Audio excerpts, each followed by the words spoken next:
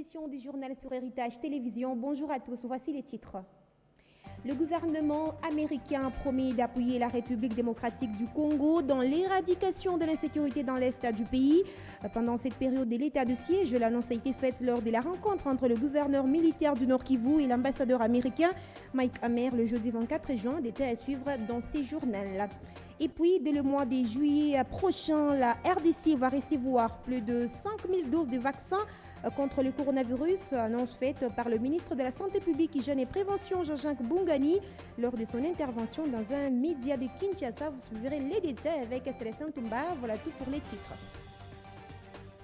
Bienvenue à tous si vous nous rejoignez sur la télévision à Grande Vision. À la une de l'actualité, une rencontre est prévue, c'est vendredi 25 juin à Gisenyi entre le président de la République démocratique du Congo, Félix-Antoine Tshisekedi Tshilombo, et son homologue rwandais, Paul Kagame. Les médias ne sont pas conviés et aucune conférence de presse n'est prévue à l'heure actuelle, rapportent nos confrères d'actualité.cd. D'après la même source, les échanges seront axés sur les aspects sécuritaires dans l'est du pays et dans la région, mais aussi la coopération commerciale entre les deux pays. Direction à présent à la primature de la RDC où le Premier ministre Jean-Michel Samaloukonde Kendi a reçu en audience le jeudi 24 juin la délégation du comité laïque des coordinations conduite par son président, les professeurs Isidore Ndawe. L'objectif de cette rencontre, échanger avec le chef du gouvernement sur les défis, notamment socio-économiques de l'heure. À l'issue de ces échanges, le professeur Isidore Ndawe a indiqué que leur entretien avait pour objectif premier d'encourager le Premier ministre à répondre aux défis majeurs du pays, notamment la restauration de l'autorité de l'État, la relance économique et sociale, ainsi que l'organisation des élections de 2023. Autre titre dans ces journaux, rencontre entre le gouverneur militaire du Nord Kivu avec l'ambassadeur américain Mike Hammer sur la question sécuritaire de la province pendant ces moments d'état de siège. C'était le jeudi 24 juin. Le gouvernement américain a promis d'appuyer le gouvernement congolais afin de mettre fin à cette question d'insécurité. Les détails ici dans cet élément. Le gouverneur militaire de la province du Nord Kivu, son Excellence le lieutenant-général Ndima Kongba Constant, a accordé ce jeudi 24 juin dans les jardins du gouvernorat une audience à un hôte de marque à la personne de M. Hammer, ambassadeur des États-Unis d'Amérique en République démocratique du Congo qui séjourne à Goma. Les échanges entre les deux hautes personnalités ont tourné autour de l'appui des États-Unis d'Amérique à l'état de siège voulu par le commandant suprême des forces armées de la République démocratique du Congo, chef de l'État, son Excellence Félix-Antoine Tshisekedi Tshilombo, la traque des groupes armés locaux et étrangers, ainsi que le respect des droits de l'homme. À la sortie de l'audience, M. Hammer, ambassadeur des États-Unis en République démocratique du Congo, s'est exprimé en ces termes. Le plus important est de voir comment on peut mettre fin à cette insécurité. Les États-Unis et la communauté internationale est bien prêts à soutenir les efforts de le DDRC, la démobilisation, désarmement et réintégration des personnels, des militants des groupes armés.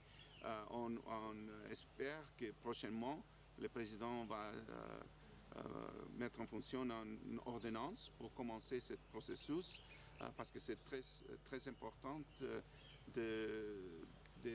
d'encourager la fin des groupes armés. Mais je suis optimiste qu'avec un bon programme de DDRC, on peut faire de bons progrès. Ce n'est pas seulement une question militaire, mais aussi politique. Et les États-Unis est là pour soutenir ces efforts très importants. Notons que, avec cette visite de l'ambassadeur américain au gouverneur militaire de la province du Nord Kivu, les États-Unis d'Amérique viennent s'ajouter aux pays qui appuient l'état de siège voulu par le président de la République afin de pacifier l'Est de la République démocratique du Congo. D'une province à une autre, dans la province de la Chopo, clôture de la formation des militaires du régiment Léopard au centre d'instruction Lukusa de Kisangani. C'était le jeudi 24 juin. Cette clôture était supervisée par le général de brigade Edmond Ilungan Peko, chef d'état-major de la force terrestre adjoint chargé des opérations et des renseignements. Reportage. Dans le cadre de missions de constitution, réorganisation et de mise en condition des unités de la force terrestre, le général de brigade Ilungan Peko Edimon, chef d'état-major de la force terrestre adjoint en charge des opérations et renseignements, supervisé la clôture du recyclage du régiment Léopard formé au centre d'instruction Lukusa de Kisangani. C'était le mardi 20 au jeudi 24 juin 2021. Formés, organisés et mis en condition opérationnelle par les instructeurs congolais, ces jeunes patriotes sont évacués en Ituri où ils seront déployés. C'est dans le but de répondre à l'état de siège décrété dernièrement par le président de la République et commandant suprême des forces armées, Félix Antoine Tshisekedi Tshilombo, dans les provinces du Nord Kivu et de l'Ituri. Ces vaillants militaires dotés d'un équipement adéquat sont déterminés à bouter hors de nos frontières tout ennemi de la paix en République démocratique du Congo.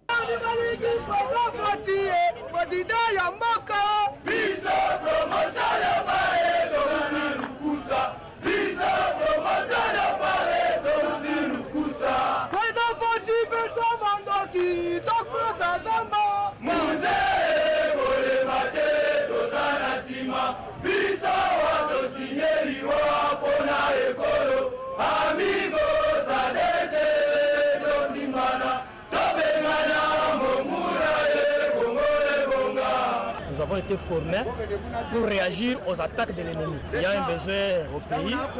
Le chef de l'État a décrété l'état de siège à l'est du pays.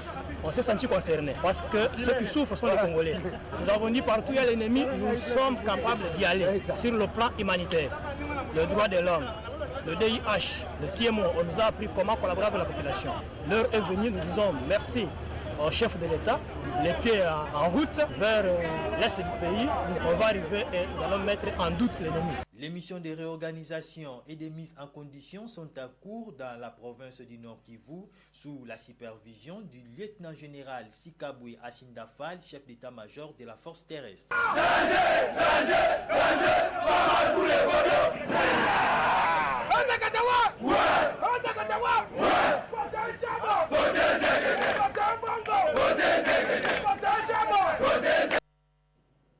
Parlons santé dans ces journaux. Je l'ai annoncé dans le titre. Dès le mois de juillet prochain, la République démocratique du Congo va recevoir plus de 5 millions de doses de vaccins contre le coronavirus. Cette annonce a été faite par le ministre de la Santé publique, Hygiène et Prévention, le docteur Jean-Jacques Bungani Mbanda. C'était lors de son intervention dans un média de Kinshasa. Célestin Tomba. C'est toujours dans le cadre du programme COVAX, initiative mondiale qui vise à garantir un accès rapide et équitable aux tests et vaccins contre la COVID-19 à tous les pays, quel que soit leur niveau de revenus, que la RDC va bénéficier de 5 900 000 doses de vaccins. Pour ce nouveau lot, plusieurs choix sont proposés. Pfizer, Sinovac, Sputnik 5, Sinopharm, etc. Pour éviter la rupture des stocks, des échanges ont été entamés avec les pays producteurs, d'après le docteur Jean-Jacques Bungani. Le pays avait reçu le 2 mars 2021 1,7 million de doses de vaccins AstraZeneca. Suite aux difficultés d'implémentation d'une campagne à grande échelle, 1,2 million de doses avaient été redistribuées dans d'autres pays. Le premier lot est arrivé à expiration le 24 juin dernier. Le deuxième lot, quant à lui, le sera le 27 juin et le 11 juillet prochain.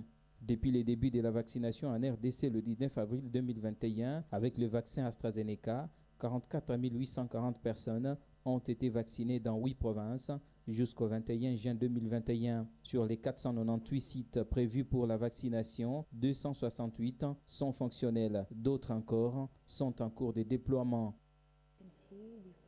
Mesdames, Messieurs, avant de refermer complètement cette édition du journal Page Noire, le directeur général de la radio-télévision nationale congolaise est décédé dans la nuit d'hier jeudi des suites d'une maladie. Ernest Kabila était directeur général de la RTNC depuis le 13 mars 2018 à Bikongo. Selon la confirmation de plusieurs sources de ses proches, Ernest Kabila aurait succombé à une maladie. l'arrivée de ces derniers comme numéro 1 de la RTNC, plusieurs réformes et innovations ont été réalisées, notamment l'amélioration des situations salariales des fonctionnaires et la rénovation du cadre de travail. L'amélioration de la situation salariale des fonctionnaires et la rénovation du cadre de travail. Nommé en 2018 à la tête de la chaîne nationale par l'ancien président Joseph Kabila, il a remplacé Nicolas Dibangou à ce poste. Pendant que la RTNC s'apprête à subir un changement avec l'arrivée du nouveau ministre de la Télécommunication et Médias, Patrick Mouyaya. C'est par cette triste nouvelle qui se referme cette édition de la mi-journée. Voici tout d'abord le rappel de titre. Le gouvernement américain promet d'appuyer la République démocratique du Congo dans l'éradication de l'insécurité dans l'est du pays pendant cette période de l'état de siège. L'annonce a été faite lors de la rencontre entre le gouverneur militaire du Nord Kivu et l'ambassadeur américain Mike Hammer le jeudi 24 juin. Vous avez suivi les détails dans ce journal. Et puis, dès le mois de juillet prochain, la RDC va recevoir plus de 5 millions de doses de vaccins contre le coronavirus. Annonce faite par le ministre de la Santé publique, Hygiène et Prévention, Jean-Jacques Bongani Banda, lors de son intervention dans un média de Kinshasa. Vous avez suivi les explications de Célestin Tomba. C'était le journal de la rédaction. Merci à vous de l'avoir suivi sur toute l'étendue de la RDC. N'attendez pas d'être heureux pour sourire. Souriez plutôt afin d'être heureux. Je vous retrouve très prochainement car l'information reste en continu sur Héritage Télévision.